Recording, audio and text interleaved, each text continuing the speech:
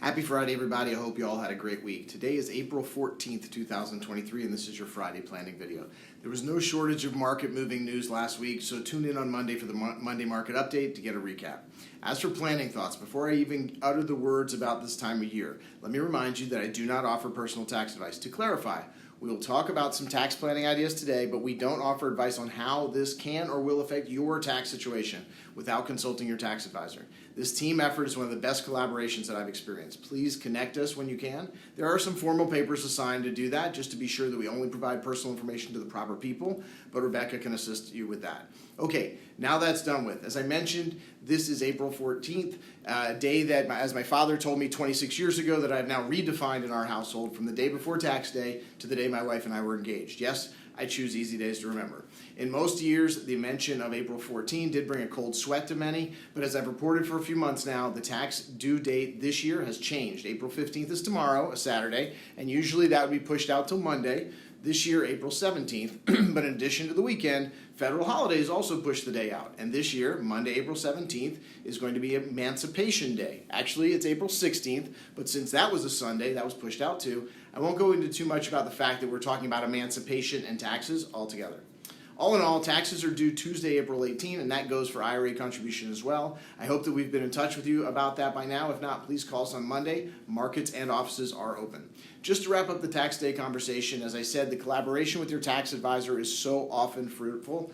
This can be a great time to get together and review what we can plan for in 2023 to put your 2023 taxes in a better place. Once your taxes have been completed and filed for 2022, please consider a meeting where we can review what happened last year, 2022, and plan for any changes that can affect 2023.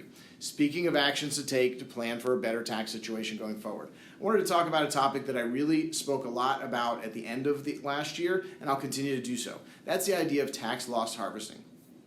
I do look forward to the time when this is not a topic we talk about. Then I hope we'll be talking about the great benefit that we have to offset the gains that the coming markets will hopefully bring with the capital losses that we took in 2022 and 2023. Another, as I say, tales from the front line, a conversation I had last week about the roller coaster. Has this ever happened to you? You invest, whether it's a stock or fund or an ETF, whichever, and either due to market-related moves or company-specific moves, that asset has lost value. Yes, I can't lie. Losses in value is not a favorite topic of mine. As we know, as we've come to know, it happens. So over the past 30 years, I've come to bring the old adage of a silver lining in the clouds, or make lemonade if the world gives you lemons. As I mentioned, this is a deeper tax planning that needs to involve discussions with your tax advisor, but just to name a few ways to deal with this. First, there's an active management strategy that's getting a lot of attention since due to evolution in the industry and technology is able to be rolled out more readily. This is called direct indexing, and it allows for a third-party manager who focuses on this strategy to harvest losses on an ongoing basis to gather capital losses and still strive to maintain investment gains that are in line with your normal investment goals. Somewhat complex, but specifically if you have capital gains issues that you need to address, such as low-cost basis stock, this is one thing that we should talk about. Next, back to the roller coaster. That investment that you made at 100, when it goes to 75, the normal reaction is to turn your head and not talk about it or think about it for a while until it goes back up. Then it does, go back up to 100 or higher, you hope. And in this case, and in so many cases like this, the opportunity when the investment was down 25% is something we should discuss. Closing your eyes doesn't make the loss go away. It may ease the pain a little bit, but note that there are other options that we may want to explore. Some of these ideas that we can look at with your tax advisors is to harvest the losses by selling it, you can replace the investment, buying more of the investment, and many other ideas. Unfortunately, many investments fit this mold over the past few years, so please let's discuss. Overall, I just want to point out that markets are down do provide opportunities, and we should have discussions around those opportunities just as much as we do when our investments go up. Before we head into the weekend, a few updates for you. You may see some headlines like I did that the Supreme Court has allowed $6 billion in student loans to be canceled. Please note, this is not the same case that we've been watching. This is a case of a set of loans that were taken out after misrepresentation by the schools themselves, many of them for-profit schools.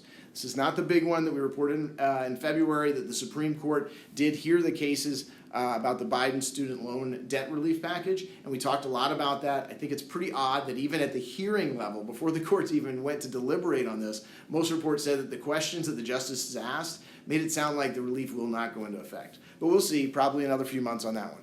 Finally, what I think is a way to end on a high note. Life expectations are going up, according to many, and from a recent book from London Business School professors Linda Grattan and Andrew Scott called The 100-Year Life, let's just hit the high points from the book. If you're now 20, you have a 50% chance of living to more than 100. If you're 40, even odds that you'll make it to 95, and if you're 60 now, there's a 50% chance you'll see 90 or more. As I've told you, I have a client who just turned 100 and one who just turned 95. May they live and be well. The reason I mention this is that as we close out today's video is that planning for these ages and the amount of time that you'll have to support yourselves is something that we need to address and do so quickly. Please let's work together to put some plans into place that may include permanent income through the use of insurance products or other ways to better set up your plans. The spending part of the savings part to work towards those later years and do all that we can to plan for the proper asset and income levels. So let's head into the weekend. Thanks as always for watching today. Please come back for the Monday market update and share this with family and friends that may also be interested. We'll be back next week with more planning ideas. Have a great weekend.